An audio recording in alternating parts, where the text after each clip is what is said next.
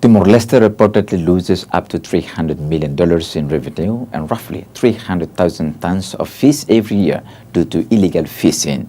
Director of Security Watchdog Fundação Mahain, Nelson Belo, joined RTTL World News to discuss the shortcomings in current policies and what is needed to better protect the nation's waters and fishing communities.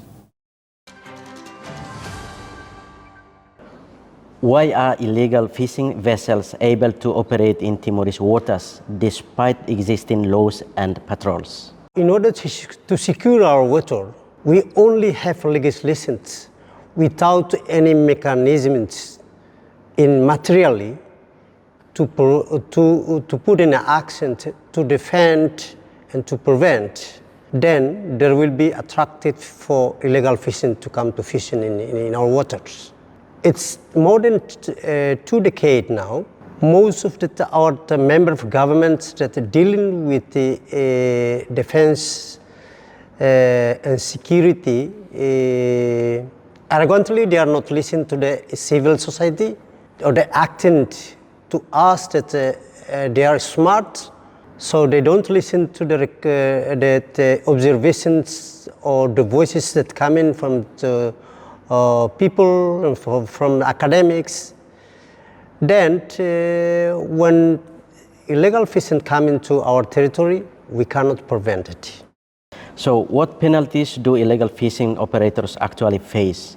And in your opinion, are these penalties strong enough to deter repeat offenders?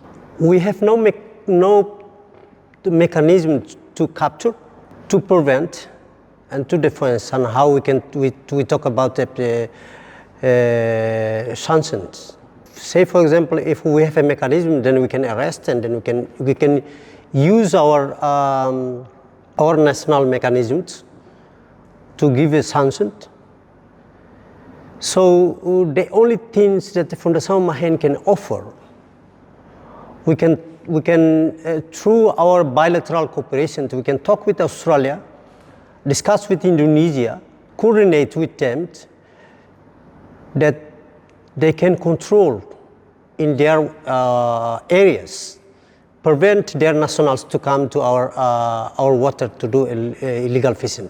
In reality, our waters not secure, we can say like this.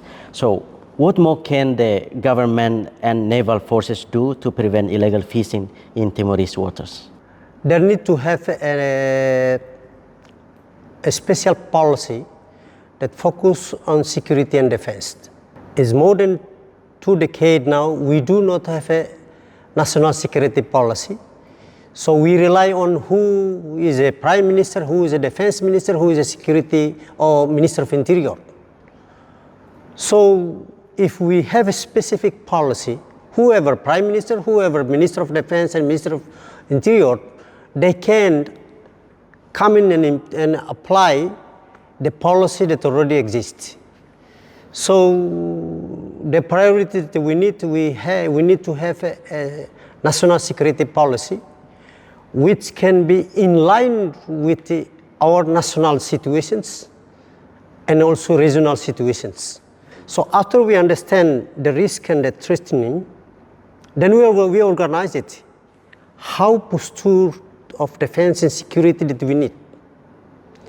What kind of the vessels that Navy can need? What kind of that equipment that we need? And then we can understand how much the budget that we can allocate for this sector.